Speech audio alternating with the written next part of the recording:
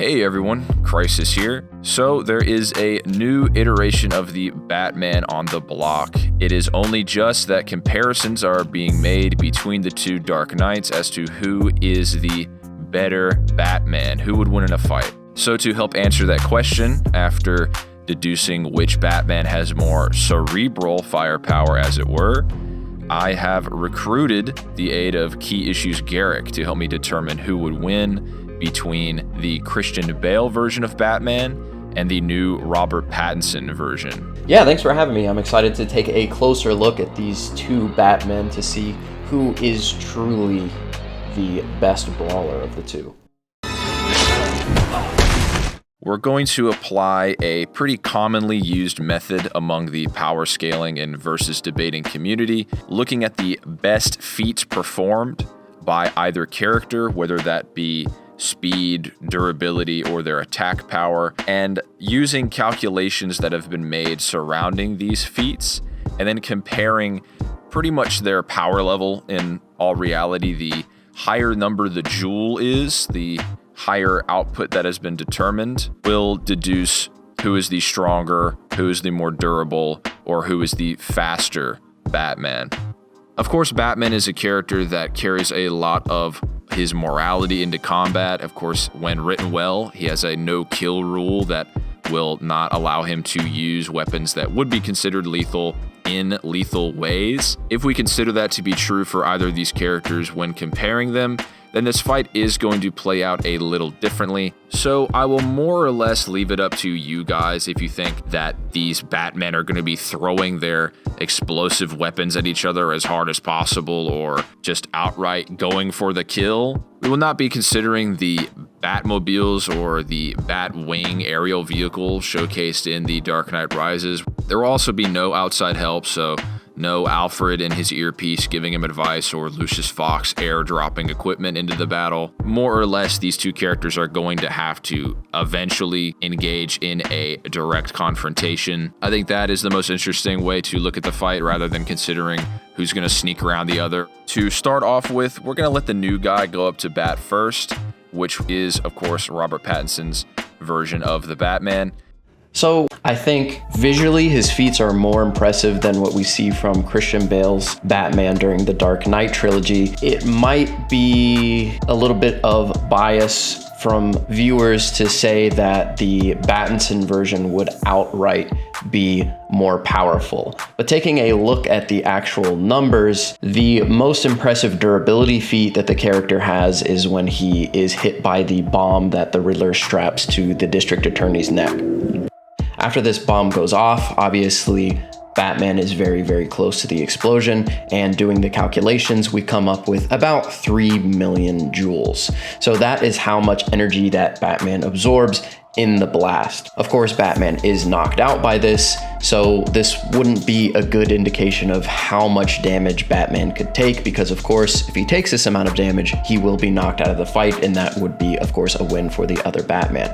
Of course, most of his suit is bulletproof. He has very, very thick armored plates on his chest, shoulders, forearms, and even on his legs in most parts. Additionally, he has access to adrenaline or a proto-venom, whatever you want to call it, which he can use to sort of reinvigorate himself. We all know what adrenaline does. It will give him another surge of energy, so if he's feeling tired, I think if the fight is pretty close, then this would be a determining factor in who would win. So I think it's really important to bring up. As far as speed, he has peak human speed, and we took a look at some of the fastest punchers and best reaction times in human history, at least that we've been able to calculate. And he's about 45 miles per hour in terms of reaction and combat speeds at a high end. Obviously, reaction and combat speeds are very different from travel speeds. We're not saying he can outrun a car like he's Captain America or Black Panther, but we can say that he can react to things moving that quickly.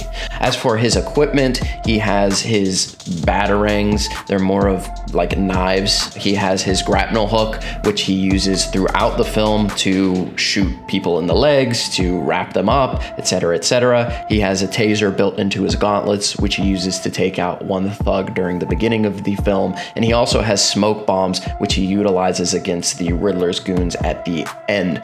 In terms of skill, the person that trained him says that he is a master, have complete comprehensive abilities in karate, judo, taekwondo, eskrima, kali, arnis, silat, Muay Thai, boxing, traditional, boxing, kickboxing as well. So all of these skills combined make him a pretty well-rounded fighter. He should be able to competently fight anyone either on the feet, in the clinch, on the ground, whatever. He can go for strikes, submissions, and I think this is all pretty relevant when you're talking about two Batmen. I think skill comes into play quite often, especially, if we want to talk about completely equalizing their stats, skill would be the most important thing that you consider. So those are all the martial arts disciplines that this version of the Batman is adept in.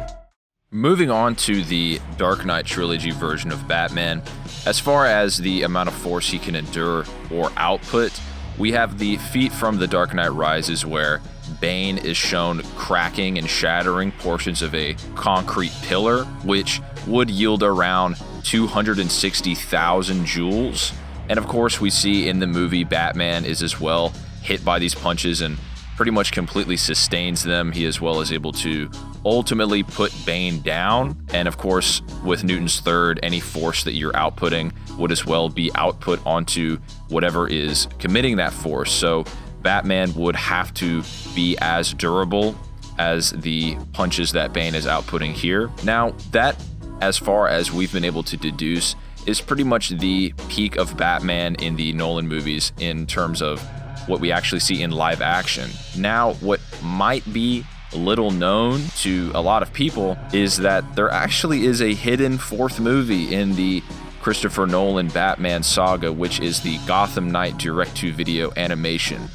This animation was produced by Christopher Nolan's wife. It as well had various segments written by David Goyer, who wrote the Dark Knight trilogy as well. It features characters and plot lines exclusive to the Dark Knight trilogy, and was as well outright stated to be intended to take place within that universe. Considering feats from this featurette, we have a showing of Batman fighting Deadshot, and we see that Deadshot's helmet is able to withstand being slammed into a metal pillar at high speeds on top of a moving train. Batman is of course able to ultimately put down Deadshot pretty much with a single punch, so Batman should as well scale around what has been calculated to be about 4 million joules. And then further moving on within Gotham Knight, we as well see that with his equipment, he has an explosive batarang, which is shown pretty much totally destroying a Hummer-looking vehicle, which will yield around 50 million joules. We know that Lucius Fox stated that the Batsuit can tank sort of low-caliber armaments at long range, but would not stand up to it at short range. However, we do see that in the most consistent Batsuit, the Batsuit that he wears throughout most of the film, that he is able to actually withstand bullets. He is shot by Two-Face at the end of The Dark Knight. Really, bullets shouldn't be relevant to either Batman at their peaks with their best armors compared to other feats that they've performed.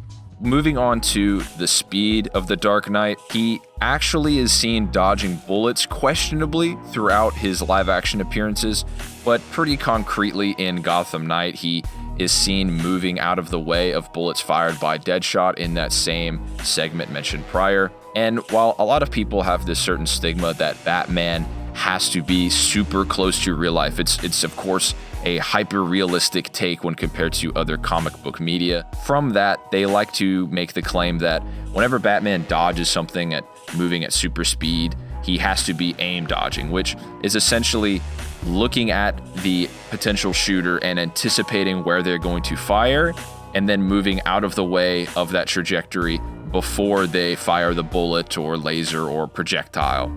However, in this segment, we can actually see that it's after the bullets are fired, it's after that these projectiles are moving towards Batman, that he then commits to jumping out of the way and would thus have to be moving his body at a similar rate to these bullets' muzzle velocities. considering Deadshot's nature as a high-caliber assassin with the likely best weapons that he can find, would travel at around 77 miles per hour at an absolute low end. As far as equipment, Batman in the Nolan movies packs quite an arsenal. He has a electromagnetic pulse gun, or something similar to that seen in The Dark Knight Rises, where he is shown shooting the projectile that can disable electronics. He has a handheld device that has a similar functionality seen in The Dark Knight Rises, foot-mounted bat sonar device in Batman Begins, which can call a swarm of bats.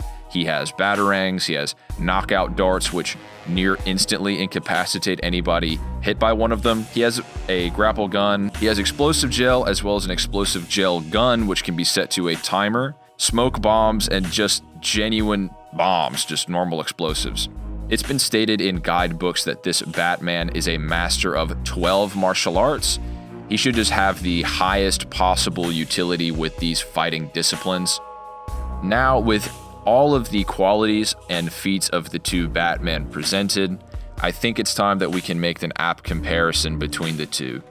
So, regarding durability, the bomb seen in The Batman, to remind you, packed 3 million joules, with Bane's punches in The Dark Knight Rises sitting at around 260,000 joules, so we can notice immediately that there is a disparity there. And if we were going to account for live action appearances, the Batman would be able to endure more force technically. However, as Garrick said earlier, this did knock him out. So it's not super fair to say that this is actually his maximum durability, considering that when he was hit by this amount of force, it pretty much took him out of the fight, or any fight that he would be placed in. And when using those feats from Gotham Knight via his punches alone, this Batman should be able to output an excess of 3.5 million joules, so larger than the amount of force that was in the bomb, which knocked out the Robert Pattinson Batman. His explosive batarangs, as shown, can demolish military vehicles, which in terms of energy output dwarf that bomb. In terms of speed, this Batman in the Nolan movies should just be far faster.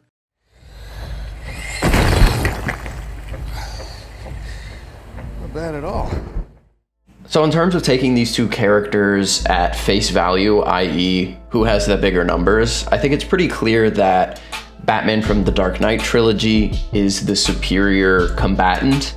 Even taking away any of the Gotham Knight feats, he still would just blatantly be more powerful, more durable from what we've seen, at least consistently. But if you equalize the stats, I think it's a lot closer. I think the difference in skill wouldn't be so great that it wouldn't be a close fight. If the two are in a knockdown, drag-out fight, and they're both masters of nearly a dozen forms of martial arts, even if Christian Bale's Batman is slightly more skilled, the difference in skill isn't going to be vast enough for it not to be a significantly lengthy fight. Some of the best fights in the history of mixed martial arts do go all 25 minutes and are decided by decision. And I think this fight would go similarly. The fight would be very extended, the two would get very tired, and it would just come down to, heart at the end of the day. And I think the adrenaline that the Batman has would give him a significant advantage, allowing him to get that second wind and overall get a victory. So I think that's very interesting to discuss, but almost impossible to determine. And with all that said, feel free to comment as to your thoughts regarding the matchup or any future matchups that you would like to see on this channel at a later date. Thank you so much to Garrick for hopping on and helping me compare these two Caped Crusaders. Yeah, of course. Always love coming on and giving my thoughts on who would win between two popular characters, or at least two characters that I enjoy a lot. And with that, I'll see you all next time.